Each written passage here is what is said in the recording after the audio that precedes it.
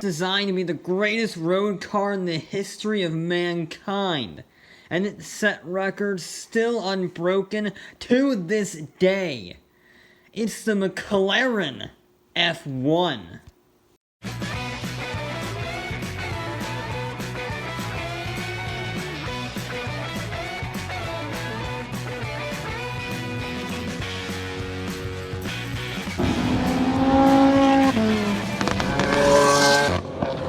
In order to understand the McLaren F1, we gotta understand the name that made it. McLaren Racing was founded in 1963 by New Zealander Bruce McLaren.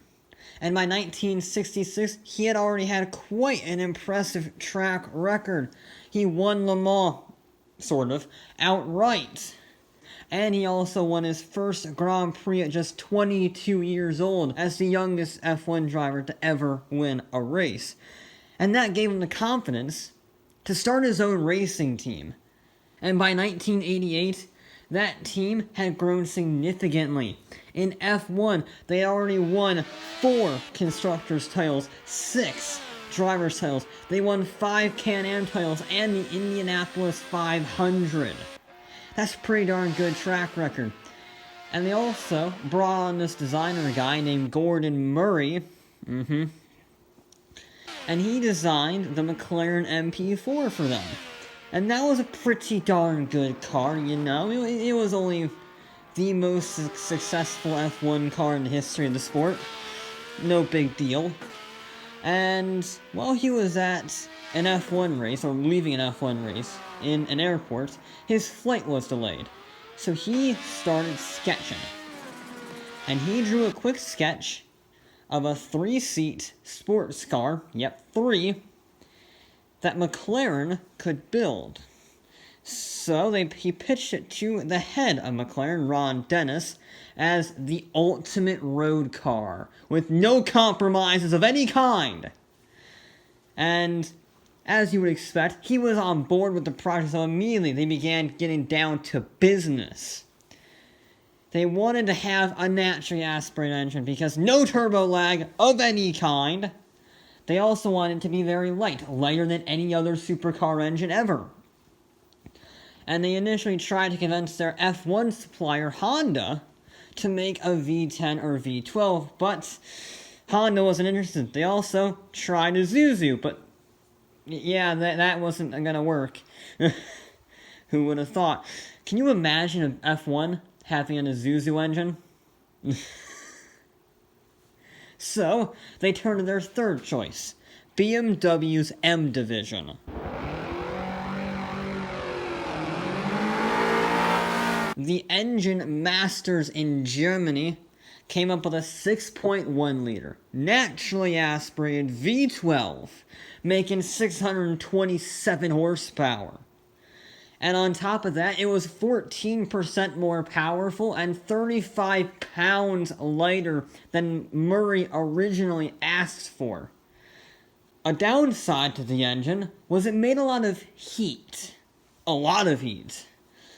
And the only way to contain that heat was gold. So, McLaren lined the engine bay with gold.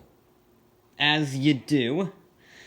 And they also wanted the car itself to be light. Not just the engine, the car. So, they had already made a carbon fiber F1 car. So why not make a carbon fiber road car? It's going to cost a fortune, but who cares? It's the ultimate road car. We're not talking about money is no object. Spare no expense. So, they made it out of carbon fiber. And they put the passenger seat in the center with 2 seats alongside, aka a 3-seater. Why? For weight distribution, that's why. And then we started getting even crazier. The aerodynamics were off the scale. It was one of the most streamlined cars ever made at the time for the road. But how are you going to get this lightweight, stupidly powerful sports car around the corners? Well, you borrow stuff from the Honda NSX. Murray tested almost every Ferrari, every Lamborghini, every Porsche, and in the end he chose the Honda NSX as his benchmark for the suspension because he really liked how it drove. No joke.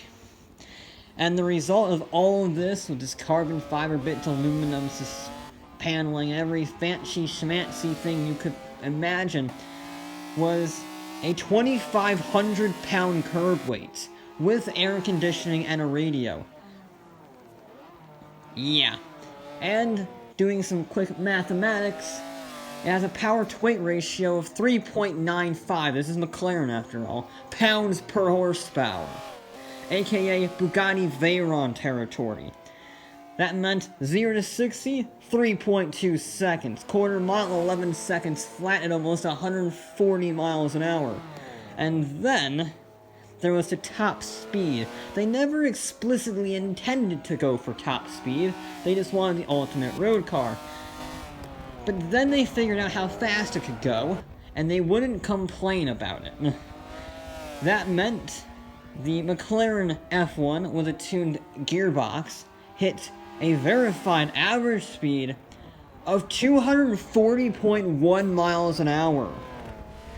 A Guinness World Record that would stand for 14 years, and the only car that could beat it was the 1,000 horsepower quad turbocharged Bugatti Veyron in 2007.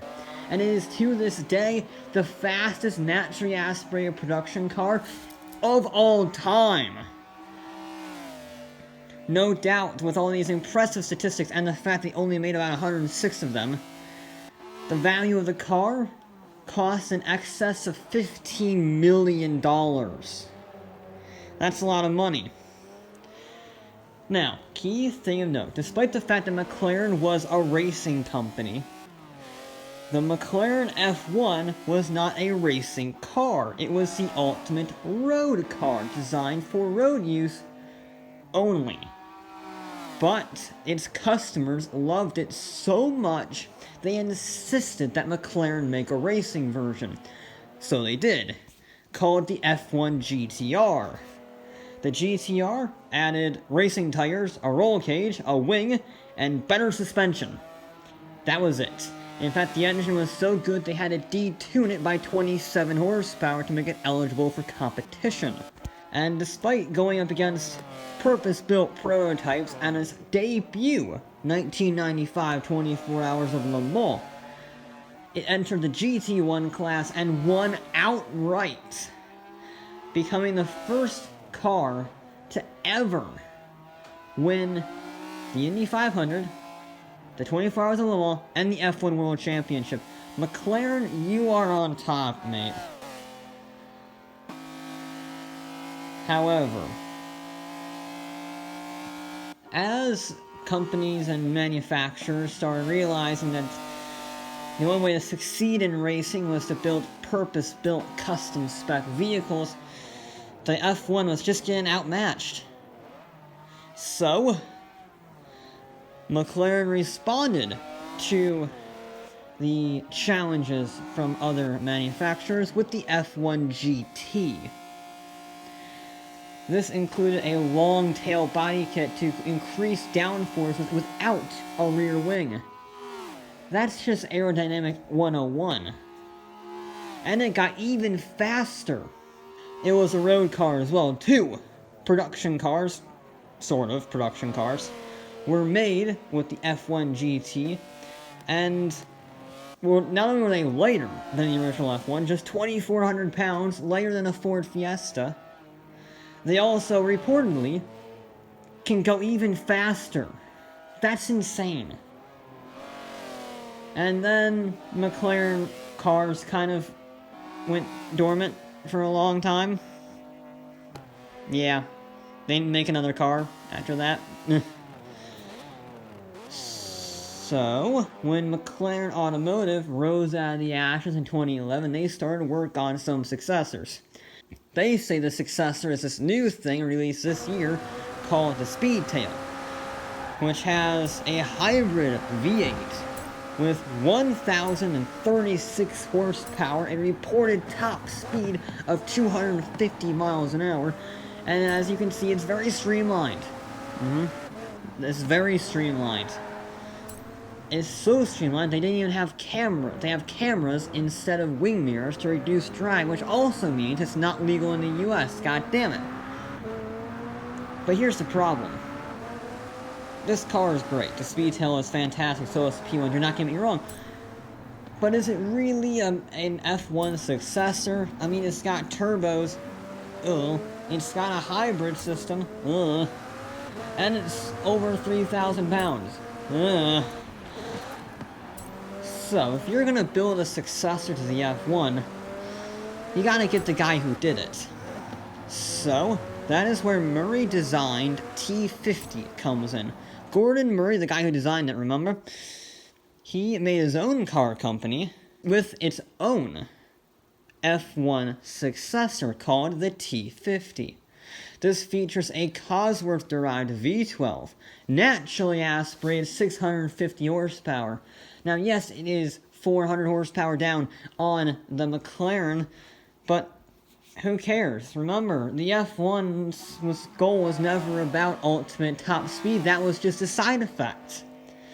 Which I will say, that is the coolest side effect of all time. Oh, you know, we didn't plan on it, but we just happen to have the fastest production car in the world. Good job, tabs on me. So, the T50 is not about the fastest or the most powerful or the best on a track. It's just about being the best. The Cosworth V12 can go from idle to the red line in 0.3 seconds. And what is that red line, mind you? 12,200 RPM. That is nuts.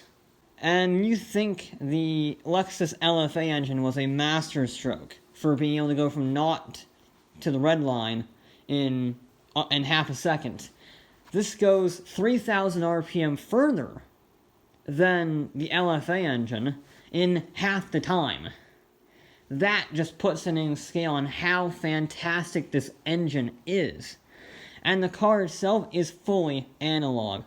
He even made sure it had little switches, like a fighter plane, instead of buttons or touchscreens.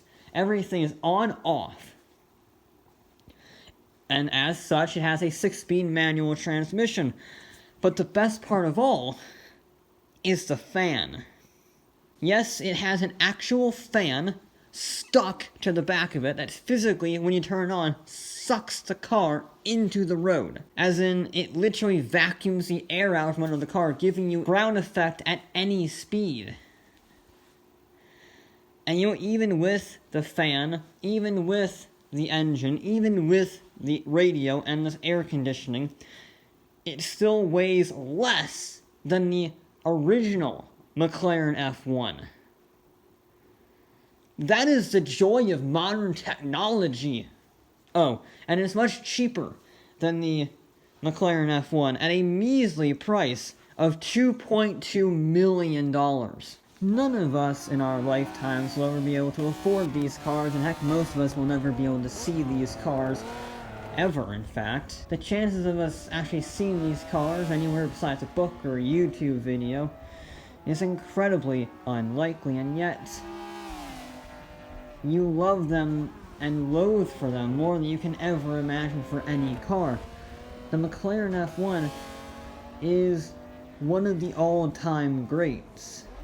It is a legend, it is an icon that will never be matched by any vehicle in history, I would imagine, for the sheer impact it made on the auto industry, whether it be its carbon fiber usage, its top speed, its handling, its usability. It is a true jack of all trades and will go down in the history books as one of the greatest cars in the history of humankind.